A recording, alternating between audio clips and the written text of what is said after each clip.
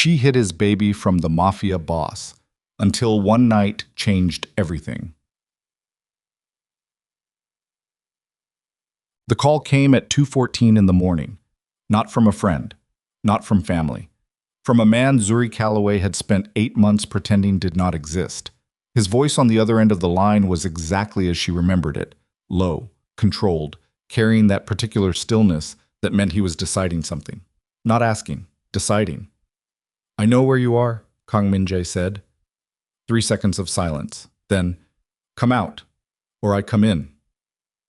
Zuri pressed her back against the diner's cold tile wall, one hand instinctively dropping to the enormous curve of her belly, where her son, their son, shifted beneath her palm like he could hear his father's voice through the phone, through the walls, through the freezing rain, hammering the windows of a roadside diner at the edge of everything she had run from.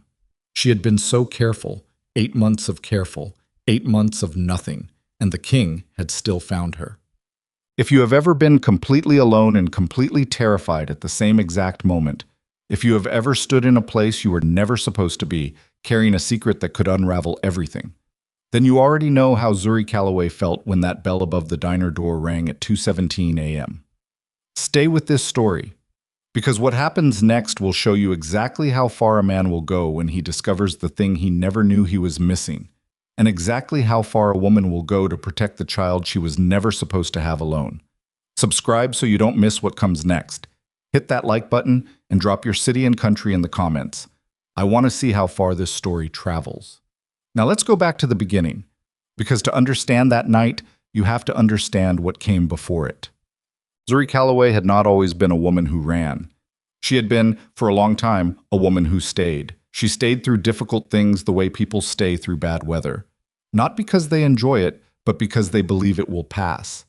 She had stayed through a childhood of financial instability, a mother who worked double shifts and still came up short, a college scholarship that required her to maintain a grade point average that left no room for being a full human being. She stayed through all of it because she was the kind of person who believed that endurance meant something, that if you held your ground long enough, the ground eventually became solid beneath you. She had not expected to fall in love with Min-jae. She had not expected to fall in love with anyone, truthfully. At 29, Zuri had been working as a paralegal at a mid-sized Seattle law firm, handling commercial contracts, drowning in depositions, eating lunch at her desk 5 days a week. She was competent and self-contained and had, over the previous 6 years, quietly constructed a life that asked very little of her emotionally. She had a clean apartment, a reliable car, 2 friends she trusted, and absolutely no idea that she was about to be introduced at a charity fundraiser to a man who would destroy every wall she had ever built around herself and replace them with something far more dangerous. Min-jae had been 32 at this time. Korean-born, Seattle-based, publicly listed as a private equity investor with holdings across maritime shipping, commercial real estate, and hospitality. His name appeared in the business section, occasionally in the lifestyle pages. He was photographed at openings. He donated to arts foundations. He spoke at industry conferences about Pacific Rim trade infrastructure. He was never photographed at the things that actually kept his organization running. Zuri hadn't known that. Not at first. She had seen a man who was deeply composed in a room full of performative energy, who asked her questions and waited for the answers rather than filling silences with his own voice, who looked at her like she was the only thing in the room worth looking at. She had found him striking and kept that to herself. He had found her remarkable and eventually told her so directly in the parking garage, just before his driver pulled around with a car that cost more than her annual salary. "I'd like to see you again," he had said. Not as a question. Min-jae rarely phrased things as questions in those early days. It wasn't arrogance exactly. It was simply that he had spent so long in a world where uncertainty was dangerous that he had learned to speak in certainties. She had given him her number. She should have left it at that. The next 8 months, the first 8 months, had been something Zuri still could not fully explain to herself. Min-jae was not a soft man. He was not warm in the conventional sense, not easy, not simple. He was intensely private and intensely watchful and capable of a coldness that could clear a room. But with Zuri, something else came through. Something that felt, in retrospect, like a man carrying an enormous weight who had briefly, unexpectedly, found someone he wanted to set it down near. He took her to dinner on a Tuesday because he happened to want to. He brought her coffee on a morning she mentioned she hadn't slept well. He listened, actually listened, when she described a difficult case at work, and 2 days later asked a follow-up question she hadn't expected him to remember. He did not perform affection. He simply extended it, quietly and without announcement, in ways that accumulated over weeks until Zuri realized she was falling and the ground was nowhere near. She met his lieutenant, Park Dae-won, within the first month. Dae-won was 38, compact and watchful, with the kind of face that gave nothing away and eyes that cataloged everything. He was polite to Zuri in the measured way of a man who has learned politeness as a professional tool. She hadn't understood yet what his role actually meant. She found out on a Wednesday night, 4 months in, when she arrived at Min-jae's penthouse unannounced because she had forgotten her coat and found 2 men in the living room, one of them with a gunshot wound being treated by a man who was clearly not a licensed physician, and Min-jae standing over them with the expression of a man who was performing a calculation and did not intend to show his work. He did not lie to her. That, she later decided, was the most dangerous thing he did. He told her exactly what she had walked into, exactly what his business actually was. He explained it with the same composure he brought to everything, and he told her that he understood completely if she wanted to leave. She left. She came back 3 days later. She did not fully understand then why. The engagement happened 6 months after that. The wedding was small and private, which meant 40 guests and a level of security that required Zuri to memorize 3 separate emergency protocols and carry a phone with a panic button. Panic button she hoped she would never use. She wore a dress that had been selected partially based on whether it could conceal a protective vest underneath, which it could not, which led to a discussion about the dress that she thought, at the time, was almost funny. She was not laughing by the end of the first year of their marriage. The problems were not dramatic at first. They were the slow accumulation of a life that did not fit. The guards who rotated through the penthouse like silent furniture. The routes that changed daily. The phone calls Min-jae took in rooms with closed doors and came back from with the shuttered expression of a man who had just made a decision he would not be discussing. The friends she stopped seeing because bringing them into contact with this world felt irresponsible. The career she had quietly let dissolve because the security requirements around her daily movements made a conventional job effectively impossible. She had traded her life for a gilded cage and told herself for 18 months that it was a home. The specific moment she understood it wasn't was a Sunday afternoon in March. She had wanted to take a walk, not a car trip, not an escorted outing, a walk, around the block, by herself. Min-jae had looked at her with something between genuine concern and something she could only describe as incomprehension, and said it wasn't safe.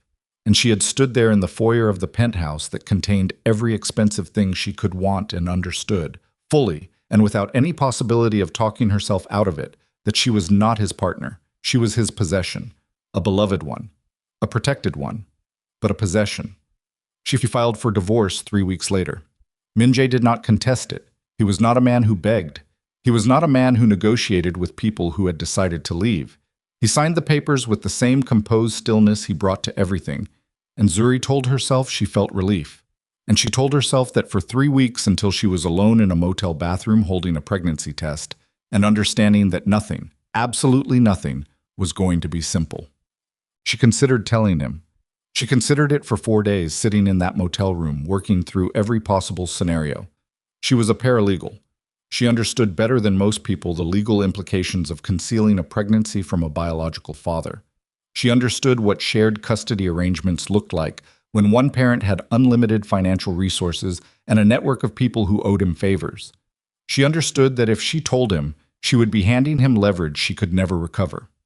More than that, she understood what it meant to raise a child inside what Min-jae had built. She had lived in that world. She had memorized the emergency protocols. She had seen the man with the gunshot wound on the living room floor. She had watched Min-jae come home from things he wouldn't describe and sit at the kitchen table at 3 a.m. with a glass of water and an expression that she understood by then meant someone was dead because of a decision he had made. She was not going to raise her son in a fortified penthouse and call it a childhood. She left Seattle. Not to another city. She stayed in the metropolitan area, in the industrial fringe where the rents were survivable and the likelihood of running into anyone connected to Min-jae's world was low. She took a name that wasn't quite her name. She got a job at a diner because it was cash-heavy, night shift available, and the owner asked no questions that mattered. She told herself it was temporary, until the baby was born, until she had a plan, until she figured out the next step. 8 months passed. She had not figured out the next step. The night it ended was a Thursday in February, and it had been raining since before her shift started. The diner was nearly empty by midnight. A trucker at the counter, nursing his third coffee, a couple in the far booth who had been arguing in low voices for an hour, and Zuri moving between tables on feet that had stopped feeling like her own somewhere around the 6th month and had since become objects she was merely managing. She was 32 years old. She was 8 months pregnant. She was so tired that the tiredness had moved past sensation and become simply the texture of everything. Every thought, every movement, every breath carrying the same low-grade weight of a body that had been running at its limit for too long. She was wiping down the counter when the bell above the door rang. She didn't look up immediately. She finished the wipe, set the cloth down, reached for the coffee pot. Then something made her look. She would not be able to explain it afterward. Not to anyone. There was no sound that was different from any other sound, no particular movement that caught her eye. Just something, some shift in the quality of the air, some animal instinct that had nothing to do with rational thought, that turned her head toward the door at exactly the moment Min-jae stepped into the light. He was exactly as she remembered, exactly. That was somehow the thing that hit her hardest, that 8 months had not changed him at all, that he stood there in a rain-soaked charcoal coat with the same composed stillness, the same dark eyes that catalogued everything they landed on. Behind him, Daewon. Behind Daewon, 2 more men she recognized from the penthouse, their hands loose at their sides, their faces blank. Min-jae's eyes moved across the diner with the efficiency of a man who had walked into 1,000 rooms and already understood all of them. The trucker, the couple, the counter, Zuri. The moment his eyes found her, he went absolutely still. Not the controlled stillness she knew, something else, something that looked, for the first time in all the time she had known him, like shock. Like a man whose calculations had suddenly returned a result he did not know how to process. Because Zuri was no longer simply Zuri. She was Zuri, enormous and undeniable.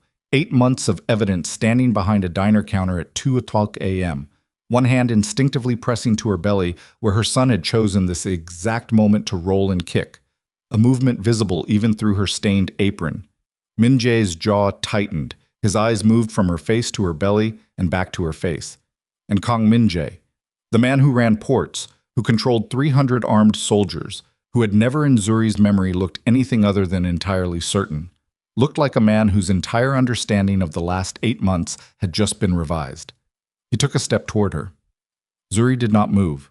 She had nowhere to go, and she knew it, and she was done running tonight because her feet hurt, and her back was on fire, and her son was pressing against her rib cage, and she was tired in a way that went deeper than any sleep could reach. "How long?" Min-jae said. His voice was quiet. Not gentle. Min-jae was rarely gentle, but quiet. The way a man is quiet when he is working very hard to keep himself contained. Zuri set the coffee pot down on the counter with a small, deliberate click. "You need to leave," she said. Zuri. One word, just her name, carrying a weight she felt in her sternum. "This isn't your business," she said. "We are divorced. What happens in my life is not, that is my child." Still quiet, still contained, but something behind his eyes that she had only seen a handful of times, a kind of pressure building behind the composure, looking for its edges. "That is my son." She didn't ask how he knew it was a son. She hadn't told anyone. But Min-jae had resources she had never fully mapped, and standing here arguing about how he knew felt like a distraction from the more immediate problem, which was that he was here, and his men were behind him, and the trucker at the counter had stopped pretending to drink his coffee. "You need to leave," she said again, "before someone gets hurt." Min-jae looked at her, really looked at her, at the shadows under her eyes, the tightness around her mouth, the way she was holding herself with the particular carefulness of someone managing pain. Something moved across his face that she didn't want to name. "Someone," he said, "is already getting hurt."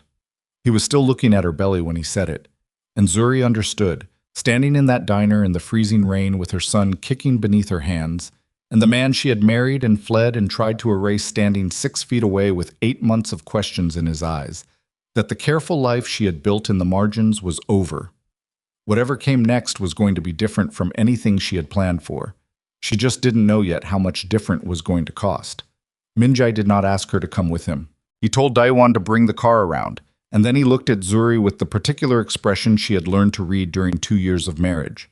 The one that meant the decision had already been made, and the only remaining variable was how much resistance he was going to encounter getting there. He was not cruel about it. He was simply certain, the way a man is certain when he has spent his entire adult life operating in a world where hesitation was the thing that got people killed. "I'm not going anywhere with you," Zuri said. "You're leaving this diner. I have 4 hours left on my shift." "You're done with your shift."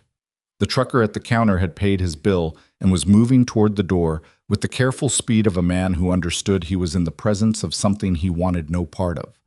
The couple in the far booth had gone silent.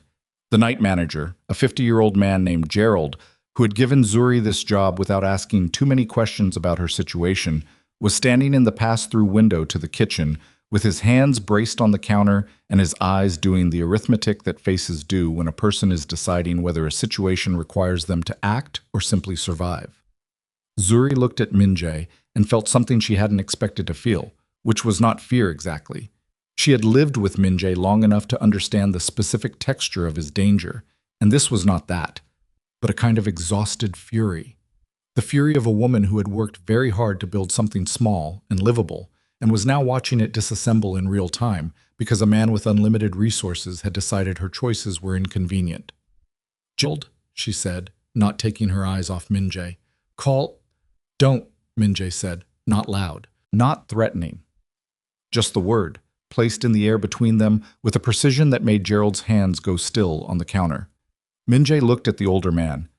"Nothing is going to happen here. I'm taking her somewhere warm and safe, that's all." He reached into his coat and placed several folded bills on the counter without looking at them. "For the inconvenience." Gerald looked at the money, looked at Zuri. His expression was the expression of a decent man caught between two things he couldn't fully see. "Zuri," he said carefully, "you okay?" She wanted to say no. She wanted to say call someone, call anyone, make this stop. But she looked at Daewon standing just inside the door with his hands loose and his eyes tracking every person in the room. And she looked at the two men behind him, and she thought about Gerald's wife who picked him up every morning at 6, and the fact that Gerald was 63 and did not deserve whatever would happen if she made this ugly. "I'm fine," she said. The words tasted like chalk. She untied her apron. Tatan. The car was warm. That was the first thing she registered. The aggressive, expensive warmth of a vehicle that cost more than she made in 3 years, a warmth that hit her the moment she got inside and made her realize how cold she had been. How long she had been cold. Her hands, she noticed, were trembling slightly as she pressed them together in her lap, and she couldn't tell if that was the temperature or adrenaline or the specific physical toll of 8 months of night shifts finally catching up to her all at once. Min-jae sat beside her. Not close. There was a deliberate foot of space between them, and he was looking straight ahead, and the muscle in his jaw was doing the thing it did when he was containing something significant. Daewon was in the front passenger seat. The driver was a man she didn't recognize. The two other men were in a separate vehicle behind them. Nobody spoke for 4 minutes. "Where are you taking me?" Zuri said. Not a question. "The penthouse." "No." "The building has a medical suite. You need—" "I don't need anything from you." Min-jae turned his head and looked at her, and she made herself hold his gaze because she had learned, during 2 years of marriage, that looking away from him first was a form of concession she could not afford right now. "You're 8 months pregnant," he said. "You've been working night shifts in a diner. In February. Alone." "That's my business." "It stopped being only your business," he said, "the moment you decided not to tell me." The car was very quiet. Outside, Seattle slid past. Wet streets, orange streetlights, the industrial fringe giving way to the city proper, buildings getting taller and the spaces between them filling with the specific density of money. "I had reasons," Zuri said. "I know you had reasons." His voice was still controlled, still that careful quiet. "I want to hear them." "You don't get to demand that." "I'm not demanding. I'm telling you what I want. There's a difference." Is there? She looked out the window. Because from where I'm sitting, it feels exactly the same. Min-jae said nothing. In her peripheral vision, she saw his hand on his knee, the fingers pressing slightly into the fabric and then releasing. She had learned that too during the marriage. The tells a controlled man doesn't know he has. He was furious. The penthouse was exactly as she remembered it. That was somehow the hardest part, that nothing had changed, that the same art hung on the same walls, that the kitchen still had the particular smell of the coffee Min-jae drank at every hour of the day, that the windows showed the same view of the city at night that she had stood in front of hundreds of times trying to make herself feel less like a hostage. A woman she didn't recognize was already there, mid-40s, efficient, with the clipped movements of someone accustomed to being called at inconvenient hours and asked to perform professional services under unusual circumstances. "This is Dr. Shin," Min-jae said. "She'll examine you." Zuri stopped walking. "You called a doctor before you even had me in the car." "I called her when I found out where you were." "How long have you known where I was?" Something shifted in his expression, barely visible, but she had been reading this man's face for 3 years and she caught it. Long enough. The fury that moved through her was sharp and clean, cutting through the exhaustion like a blade. "How long?" she said. "Zuri, how long?" Daewon, behind Min-jae, looked at a point on the far wall with great professional interest. 3 weeks, Min-jae said. 3 weeks. She had been living her carefully constructed invisible life for 8 months, and he had known for 3 weeks, and he had, what? Watched. Waited. Let her keep working night shifts and sleeping in a cold apartment and eating whatever was left over at the end of her shift, while he sat here in this penthouse and knew exactly where she was, and let her keep struggling and said nothing. Nothing. "You watched me," she said, "for 3 weeks. You knew I was pregnant and I needed to understand the situation before I acted." "The situation." Her voice cracked on the last syllable and she hated herself for it. "I was your wife. I was pregnant and alone and working myself to the ground, and you needed to understand the situation." "You would have run," he said. "If I had moved too soon, you would have run again, and I would have lost you both. We are not yours to lose. He is my son." The control finally broke, just slightly. Not into shouting, Min-jae did not shout, but into something harder and more brittle, the surface cracking to show what was underneath. "He is my son, Zuri. You made that decision without me. You took him, and you disappeared, and you—" He stopped. His jaw worked for a moment. "You let me live for 8 months, not knowing he existed." The room was absolutely silent. Zuri's heart was hammering. Her son shifted in her belly, and she pressed her hand against the movement automatically, and Min-jae's eyes tracked that movement, and she watched something move through his face that looked nothing like the composed crime boss she had married. It looked like a man trying very hard not to come apart. "Please let Dr. Shin examine you," he said. Quieter now. The fracture sealed back over. "That's all I'm asking tonight."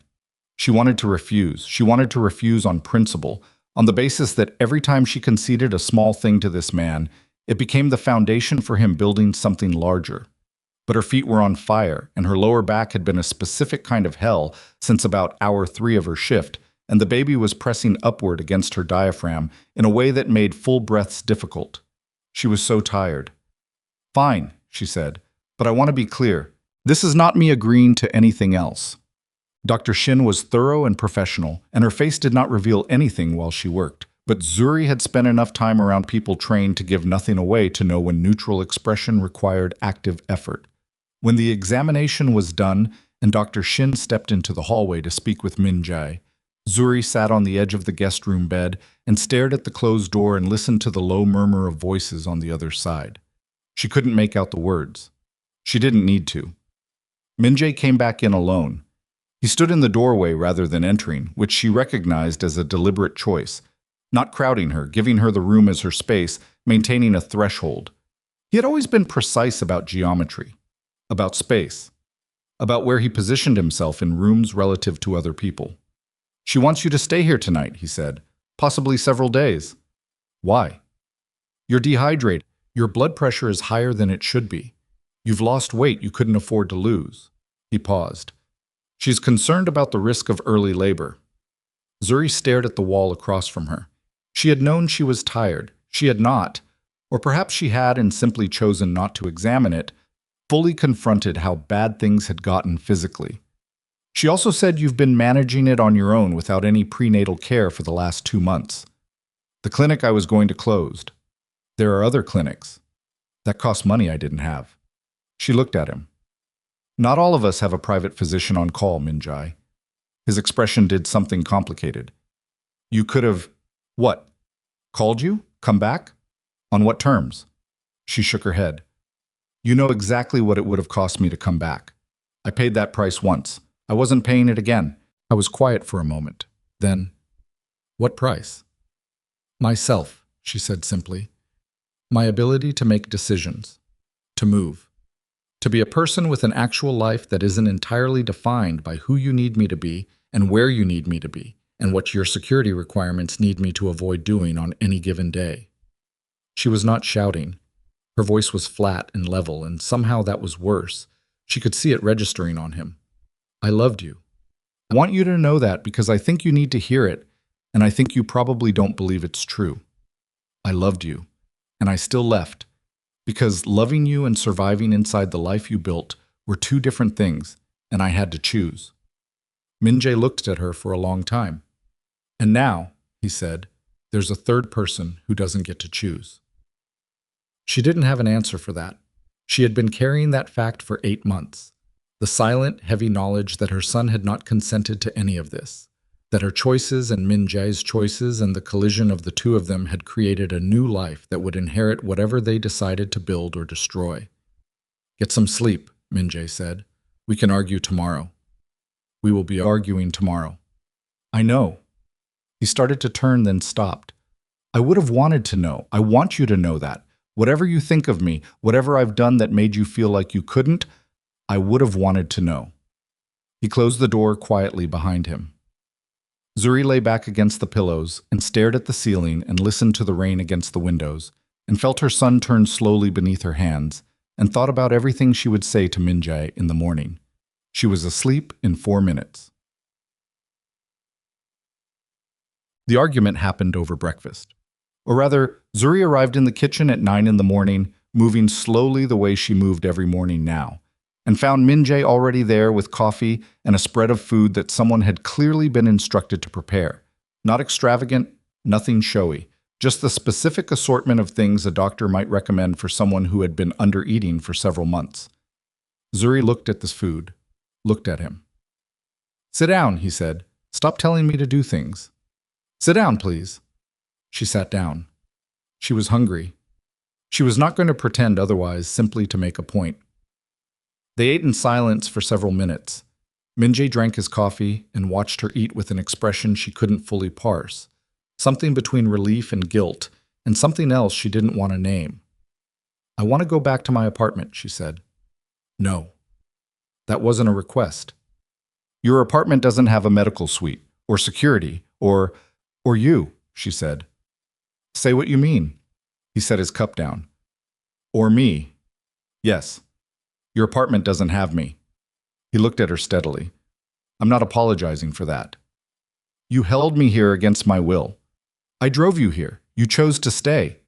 Because you made it clear I didn't have options. You always have options. Something tightened in his voice.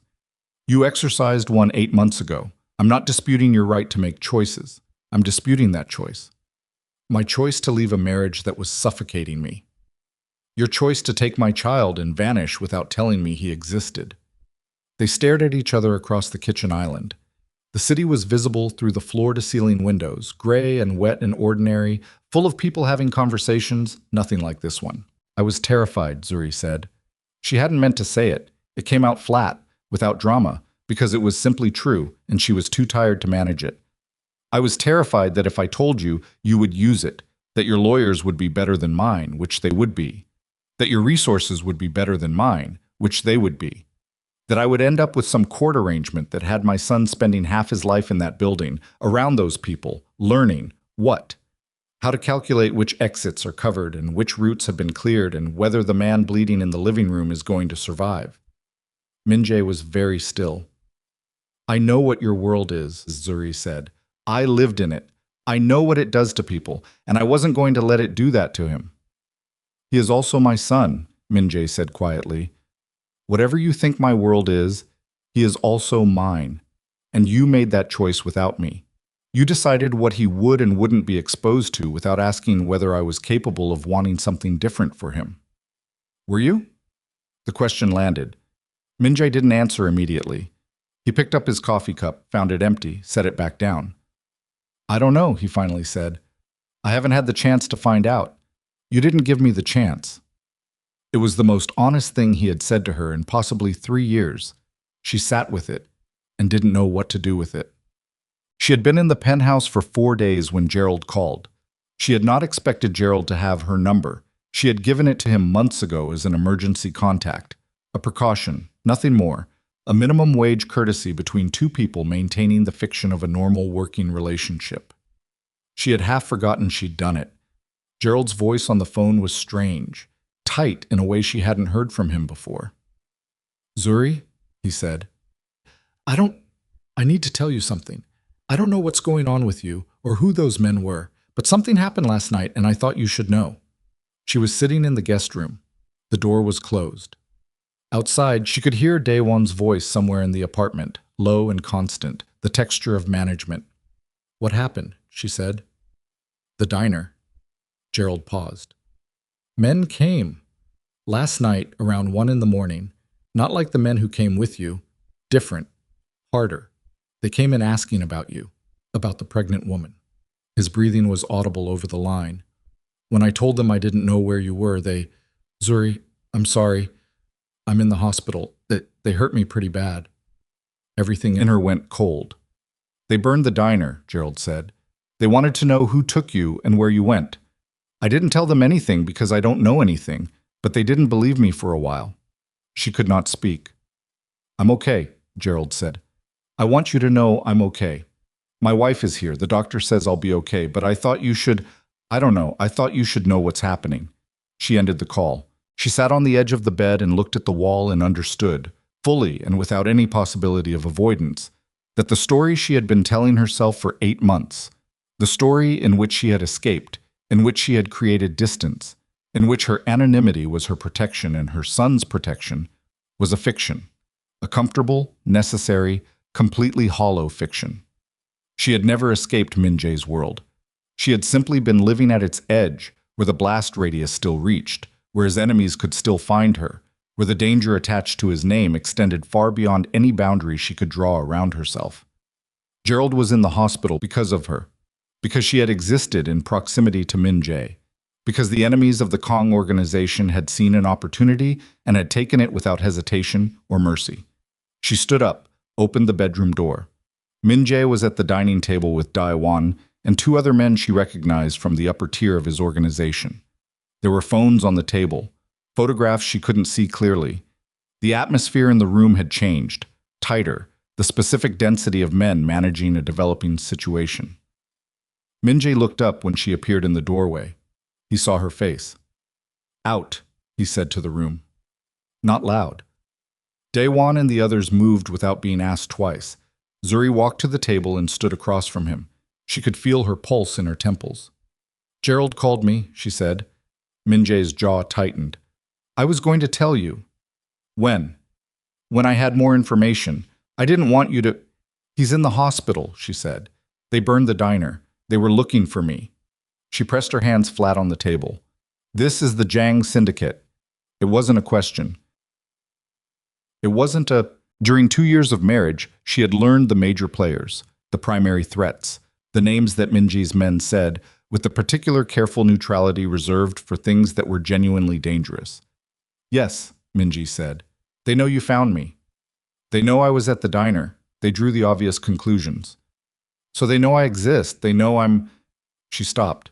Her hand dropped to her belly. They know I'm pregnant. Possibly. Not possibly. She looked at him. They know. And they came for me. And an innocent man is in the hospital. She could hear her voice fraying slightly at the edges. I did this. I thought I was protecting my son by staying away from you, and instead I was just close enough to the fire to catch everything that comes off it. And Gerald will be taken care of, Min-jae said. Medical costs, lost income, relocation if he wants it. That's already in motion. That's not... She stopped, breathed. That's not the point. I know it's not the point. He stood up. He came around the table and stopped far enough away that she wasn't crowded, that precise geometry again, and looked at her with an expression that was stripped of most of its usual management. Just a man looking at a situation that had gotten away from him in a direction he hadn't fully anticipated. Zuri, I'm going to handle this. Handle it how? The way I handle things. So more violence. She looked at him steadily. More men get hurt. More men hurt other men. The cycle continues, and the only thing that changes is whether I'm close enough to catch the shrapnel. The alternative is doing nothing. I'm not capable of doing nothing. I know. She pulled out one of the chairs and sat down because her back was demanding it. I know you're not. That was always the problem. She looked at her hands on the table. Gerald is a good man who asked no questions and gave me a job, and tonight he's in a hospital bed because I was standing near you 8 months ago. She looked up. How many more Geralds are there going to be, Min-jae? Before this is over, how many people who have nothing to do with any of this are going to end up as collateral damage because your enemies can't get to you so they go around you? Min-jae said nothing. Tell me, she said, because I genuinely want to know. I want you to look me in the eye and tell me this ends at some point, that there's a version of this story where ordinary people stop getting hurt because of what you built. He looked at her for a long time, and what she saw in his face was not the composure she expected, not the cold calculation that had frightened and fascinated her in equal measure for 3 years. What she saw was a man who had been asked a question he did not have an answer for, and who was, for once, unwilling to manufacture one. The silence stretched between them long enough that she understood it was its own answer. Outside the windows, rain had started again. The city sat gray and indifferent below them. Somewhere across that city, Daewon and his men were already moving. She knew that, could feel it in the apartment's changed atmosphere, the way you feel a change in air pressure before a storm breaks. Min-jae was going to do what Min-jae did. And somewhere in the Zhang network, someone was making the same calculation in reverse, looking at the pregnant woman the Kong boss had pulled from a diner in the middle of the night, calculating what she was worth as a lever, as a target, as a pressure point against a man who had spent his entire career cultivating the appearance of having no soft spots. Zuri sat in the penthouse she had fled and pressed her hands against her son's movements and understood that the world she had tried to escape had never been something she could outrun. It had simply been waiting for her to stop. Min-jae left before dawn. Zuri heard him go. Not the door. The door was silent. Everything in this building was engineered to be silent. But the particular shift in the apartment's atmosphere that happened when he was no longer in it. A change in pressure. The way a room feels different when the most significant thing in it has been removed. She lay in the guest room and stared at the ceiling and did not sleep again. At 7, Daewon knocked and told her breakfast was ready. He said it through the closed door professionally, without effect, the way Daewon said everything. She told him she wasn't hungry. He said Dr. Shin had left specific instructions about meals. She told him what Dr. Shin could do with her instructions. There was a pause, and then Daewon said he would leave a tray outside the door, and she heard his footsteps retreat down the hallway with the measured quiet of a man who had learned long ago that some battles were not worth the energy. She ate the food. She was not going to starve herself to make a point.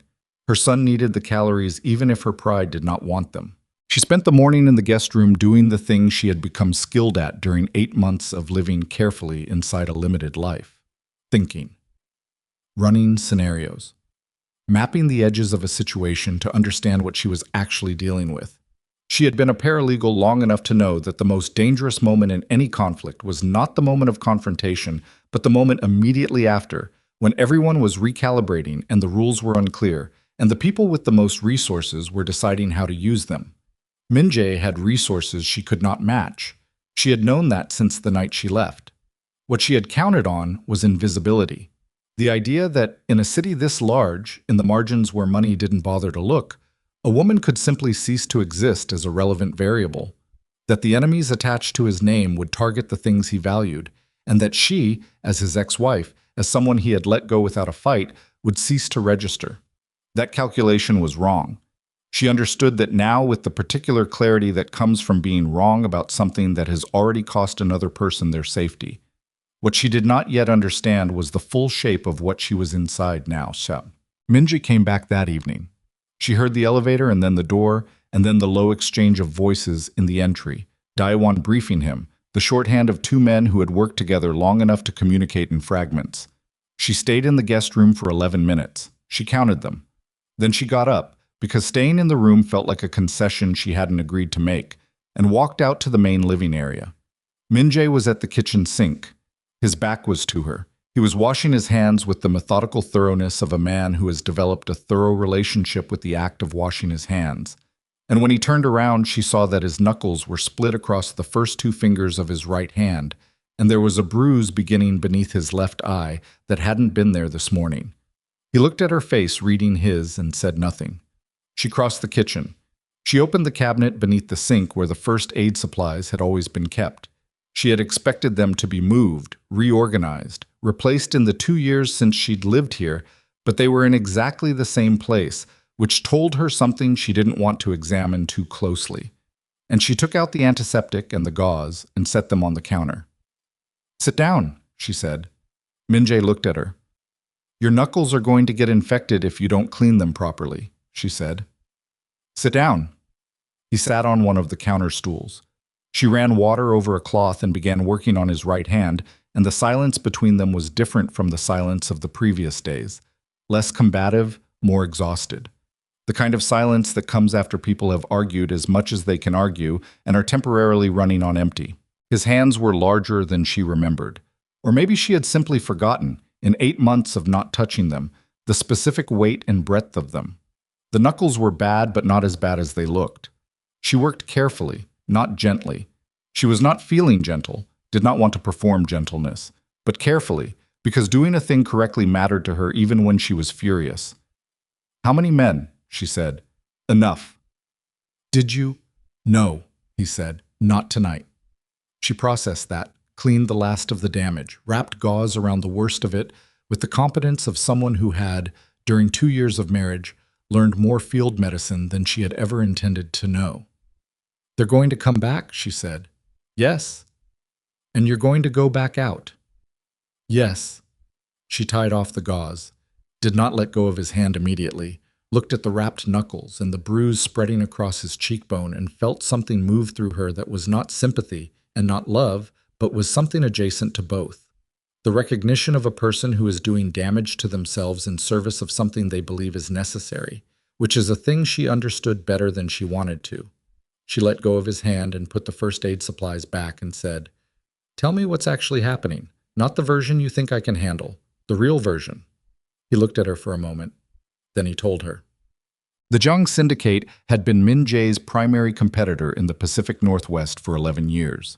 They controlled different territory, inland distribution networks, certain labor unions, a string of legitimate businesses that were less legitimate than they appeared.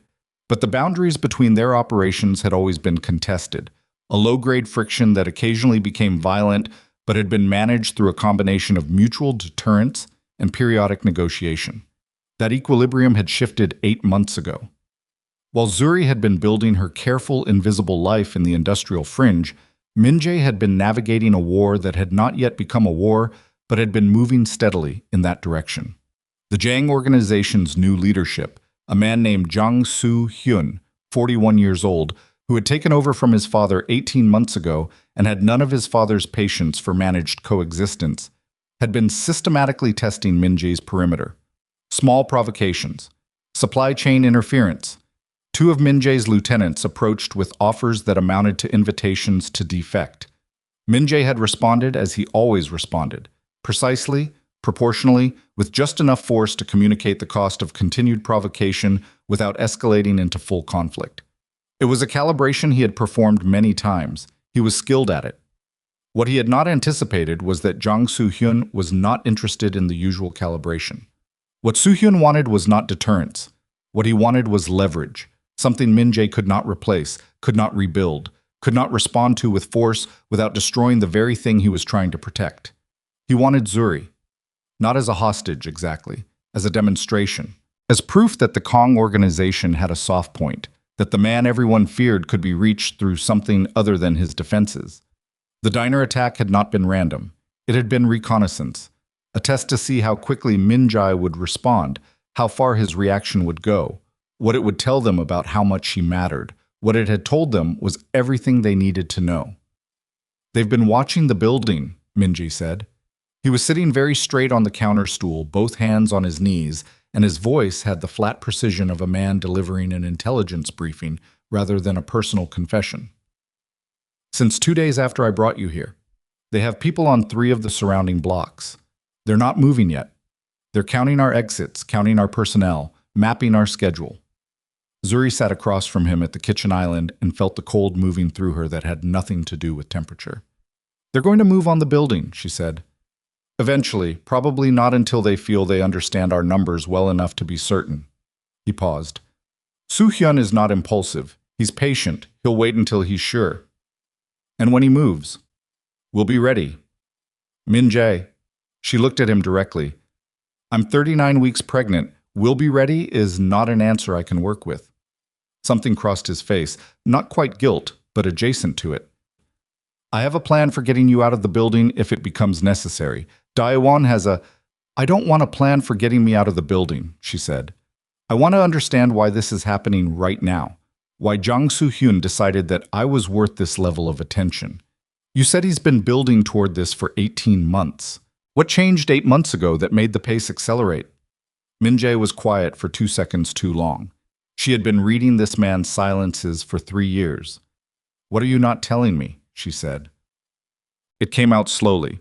Not because Min-jae was lying. She had learned during the marriage that he was almost pathologically incapable of outright lying, that the thing he did instead was control the sequence of information, reveal things in the order that produced the reaction he wanted to manage.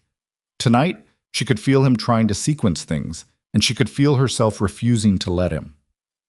8 months ago, almost exactly 8 months ago, in the same week Zuri had taken her pregnancy test in a motel bathroom and understood her life had changed permanently. One of Min-jae's shipping operations had moved through a Jang-controlled corridor without authorization. "A miscommunication," Min-jae said. A routing error made by a mid-level logistics manager who had not understood the political geography of the waterway he was sending containers through. The containers had been seized. 3 of Min-jae's men who were present had been beaten, 1 seriously. Min-jae had retaliated, proportionally, he said. Zuri heard decisively. And Jang Soo-hyun had responded to that retaliation with the escalation that had been building since. "So this started with a routing error," Zuri said, "with a routing error that Soo-hyun chose to treat as provocation. And you responded. I couldn't not respond. 3 of my men were—" "I'm not criticizing the response." She was a little, but she set that aside. "I'm trying to understand the sequence. The routing error was 8 months ago. The retaliation and counter-retaliation happened 8 months ago. And then for 8 months you've been managing this back and forth, and now suddenly Soo-hyun decides to go after a diner in the industrial district because he's spotted a pregnant woman he thinks is connected to you." She paused. "Or he already knew, before the diner." Min-jae said nothing. "He already knew about me," she said. "It was not a question. Before the diner, before you found me, he already knew I was pregnant and somewhere in the city. We believe he had information," Min-jae said carefully, "that indicated you had not left Seattle." "How long has he had that information?" "We're not certain." "How long has he had that information?" she said again, her voice dropping, something hardening in her chest. "Possibly 6 months," Min-jae said. 6 months. The Jang Syndicate had known approximately where she was for 6 months, had known presumably that she was pregnant, had done nothing for 6 months, not approached her, not taken her, not made a move, had simply held the information, waited, calculated the optimal moment to deploy it. "He was waiting for you to find me," Zuri said slowly. "He knew you didn't know where I was. He was watching to see if you would find me, and when you did, he moved immediately. Because that's when I became useful. Not as someone he has, but as someone you have. As the thing you went looking for." Min-jae's jaw was tight. "Yes. He baited you." She looked at Min-jae. "You finding me. You showing up at that diner. That was the signal he was waiting for. Proof of how much I mattered. Because if you didn't care, you never would have gone looking. Zuri, he used you finding me to prove I was worth going after." Her voice was very level, very controlled. She was aware of her son moving, a slow rotation that she associated with him being agitated, which made no biological sense but felt true anyway. And the diner was a test to see if you'd react. I reacted. You reacted, she said. And now he knows you can be reached through me. He knows it because you showed him. She pressed her hands flat on the island counter. And now I'm sitting in this building that he has people watching on 3 sides, 39 weeks pregnant, and the thing that makes me dangerous to you is the same thing that makes you dangerous to me, which is that we can't pretend we don't matter to each other. The apartment was very quiet. Outside, the city moved below them, indifferent and continuous. Min-jae looked at her with an expression she had never seen on him before. It was not guilt and not calculation and not the managed composure of a man who controlled 300 soldiers.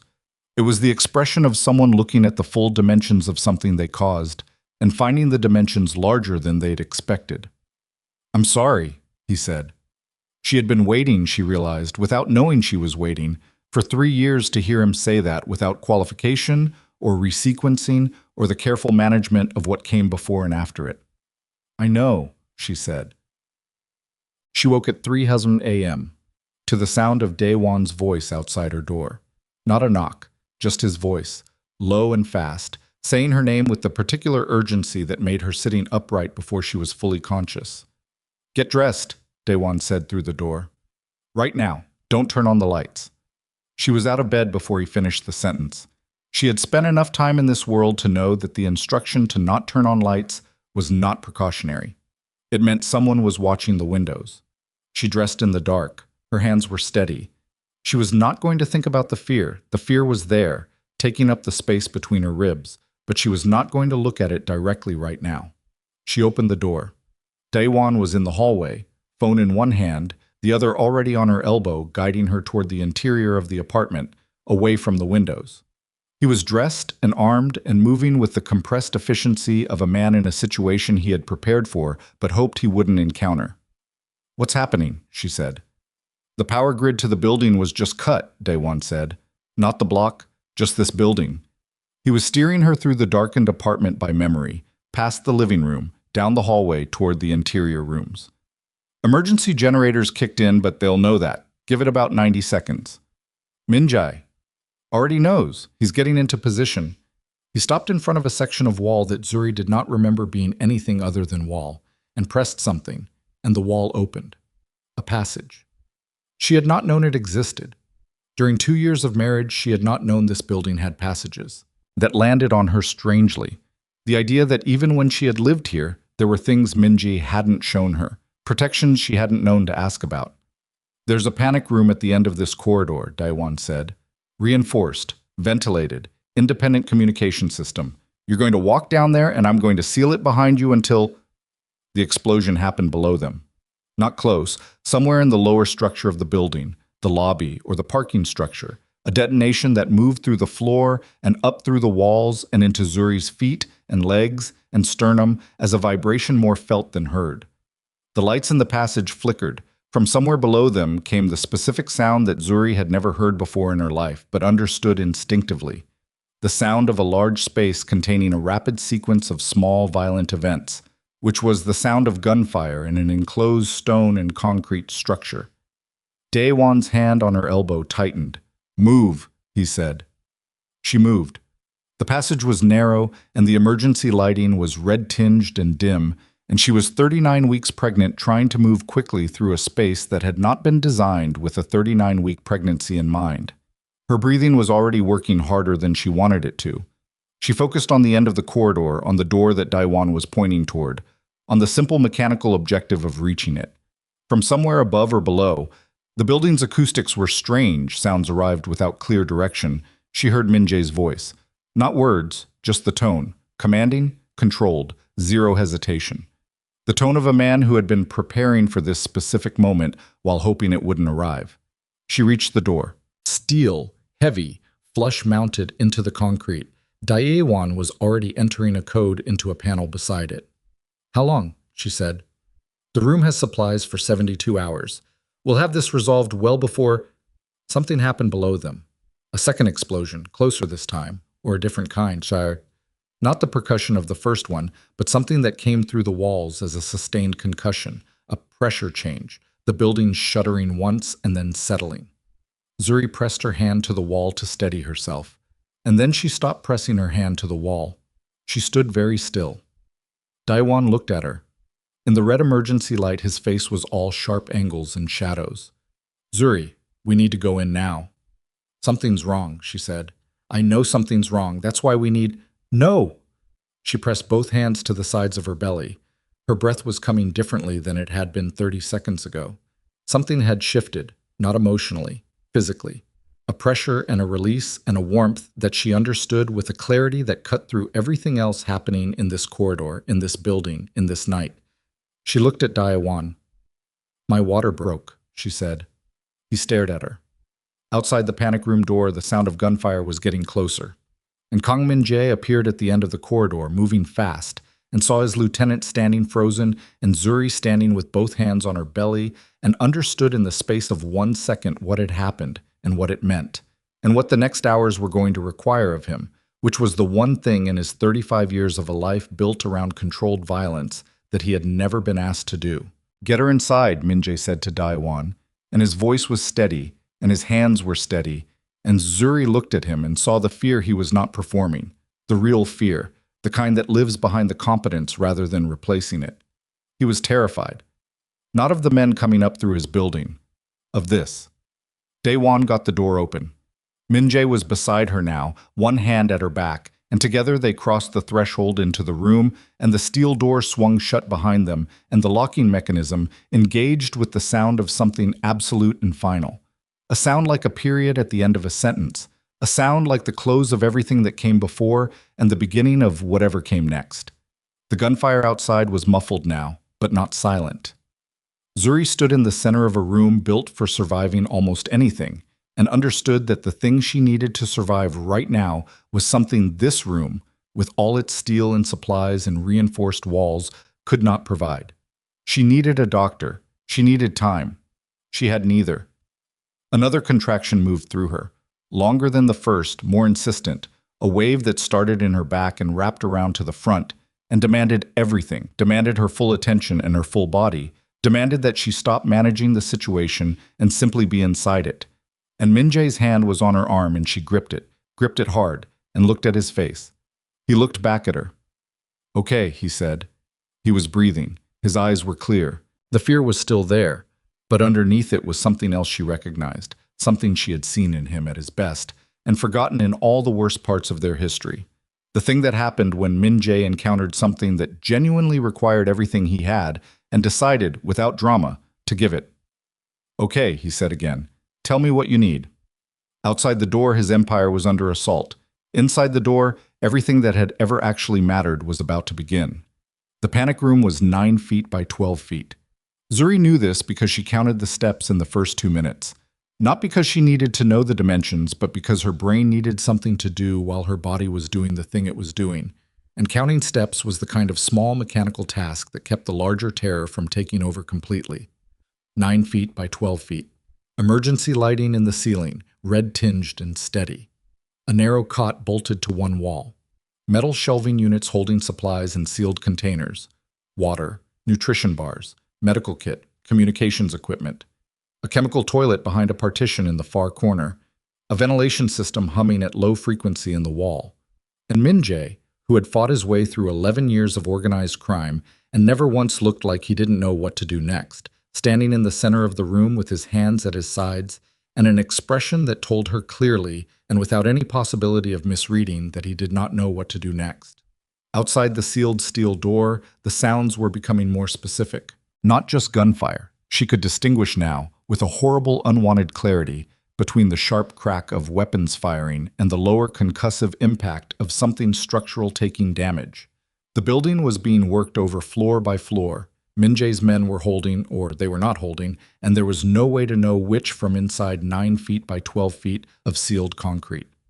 Another contraction moved through her. She had been through enough pregnancy preparation to know the difference between early labor and active labor, and what was moving through her body right now was not early anything. This was her son announcing, with complete indifference to the operational circumstances, that he was coming and the timeline was his and not anyone else's. She breathed through it, out through the mouth, slow, the technique she had practiced and thought she would practice in a hospital room with fluorescent lights, and someone who knew what they were doing standing beside her. Min-jae crossed to her in 3 steps. "Tell me what you need." "I need a hospital," she said, when the contraction released. Her voice was mostly steady. "Since that's not available, I need you to get the medical kit off that shelf, and I need you to wash your hands, and I need you to listen to me very carefully." He was already moving. The medical kit was a hard-sided case, the kind that suggested someone had thought carefully about what a person might need in a sealed room for an extended period. He brought it to the cot, set it down, opened it. Zuri looked at the contents, genuinely looked, assessed, and felt something loosen slightly in her chest. Whoever had stocked this room had either consulted someone with medical training or done serious research. It was not a delivery suite. But it was not nothing. "There's a sealed, sterile package on the left side," she said. "Don't open it yet. Just find it and confirm it's there." He found it, confirmed. His voice was even. His hands, she noticed, were not shaking, which was not what she'd expected, and which told her that Min-jae's particular relationship with high-pressure physical situations extended further than she'd understood. "Gloves," she said. "Blue package, underneath." He found those too. "Okay," she said. She lowered herself onto the cot with the specific, careful movement of a woman who has been managing an enormous weight for months and has become expert at the mechanics of it. "I need to tell you some things, and I need you to not panic." "I'm not panicking." "I know you're not. I'm telling you not to start." She looked at him directly. "This is happening fast. Too fast for first labor, which means he's been ready for a while and my body has been holding on longer than it should have. That's partly why my blood pressure has been high. He was ready before I was." Min-jae knelt beside the cot so they were at eye level. It was a deliberate choice, she understood, taking himself out of the standing position, reducing the power geometry of the room, making himself physically equal to where she was. She had forgotten he could do that, make himself smaller when the situation required it. "Tell me what I need to do," he said. Another contraction. She gripped the edge of the cot and breathed and did not make a sound, which cost her something significant, and when it passed, she was sweating across her forehead and the back of her neck. "They're about 4 minutes apart," she said. "When they're 2 minutes apart, we'll be close. You have," she calculated, "maybe 40 minutes, maybe less." Outside, something hit the door. Not a knock, an impact. Something large moving fast on the other side of the steel. Then Min-jae's phone, which had been connected to an internal frequency, burst with Daewon's voice. "We're holding floor 12. They've got floor 10 and 11. Reinforcements in approximately 22 minutes. 22 minutes. Zuri processed that. Min-jae pressed the transmit button. "Nobody gets to this floor, whatever it costs." "Understood." He put the phone down and looked at Zuri. 22 minutes, she said. "Probably less. Daewon underestimates to manage expectations. That is a terrible quality in a person. It has its uses." He was pulling on the gloves with the snapping efficiency of someone who had field-dressed wounds enough times that sterile preparation was muscle memory. "What's the first thing?" "Oh." The next 30 minutes were the strangest of Zuri's life, and her life had contained some genuinely strange stretches. She directed Min-jae through each step with the flat precision of a woman who had read everything she could find about labor and delivery during 8 months of preparing to do this alone. And he followed each instruction without argument, without hesitation, and without the kind of performative calm that would have told her he was managing her rather than actually present. He was present, completely, uselessly, infuriatingly present in the way that a man is present when he has decided that this single thing is the only thing happening in the world. The sounds outside were a constant. The gunfire had changed rhythm, less continuous, more punctuated, which she understood to mean either that the assault was losing momentum or that both sides were repositioning, and she could not afford to spend mental energy distinguishing between those two possibilities. At some point, the lights flickered. The ventilation kept running. She was grateful for the ventilation. "Talk to me," she said between contractions. "About something else. Anything. I need something to listen to that isn't—" She gestured vaguely toward the door. Min-jae was quiet for a moment. Then, "When I was 14, my uncle took me fishing, outside Busan. We were there for 6 hours and I didn't catch anything, and he caught 4 fish, and he told me the problem was that I kept checking whether the line had moved instead of waiting. He paused. He said the fish could feel the attention. That's not a real thing. I know, he was full of nonsense, but I thought about it for years afterward. Did you ever get better at fishing? No, I stopped trying. He looked at her. Are you asking because you want to keep talking or because you need to focus? Both, she said. Keep going. He kept going, small things, fragments of a life she had known partially and never completely, the texture of his childhood, his mother who had called him every Sunday until she died and to whom he had never told the truth about what he did and who he suspected had known anyway. He talked the way he did most things, precisely, without ornamentation, saying the actual thing rather than a managed version of it. And she listened and breathed and let his voice be the thing she kept her focus on when the contraction.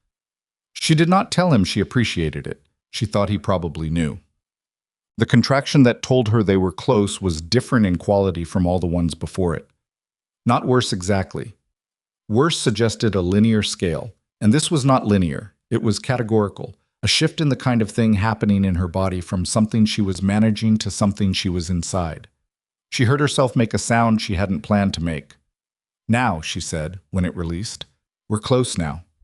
Min-jae's hands were steady. She registered that with the portion of her brain that was still running parallel observation on everything happening in the room. His face was intent and focused, and his jaw was tight, and there was sweat at his temple that had nothing to do with the room's temperature. He was scared. He was scared all the way through, and he was not letting it touch his hands. Okay, he said, I'm here. Outside, the gunfire had stopped. For 3 seconds, the building was completely silent. Then the door to the panic room absorbed an impact that was not a weapon, something larger, something mechanical, and the steel flexed infinitesimally and held, but the sound of it moved through the room like a physical thing, like weather. Don't, Zuri said. He had started to turn toward the door. He turned back. Don't, she said again. They're doing their job. You do yours. Something moved through his face. He nodded once. She pushed. One.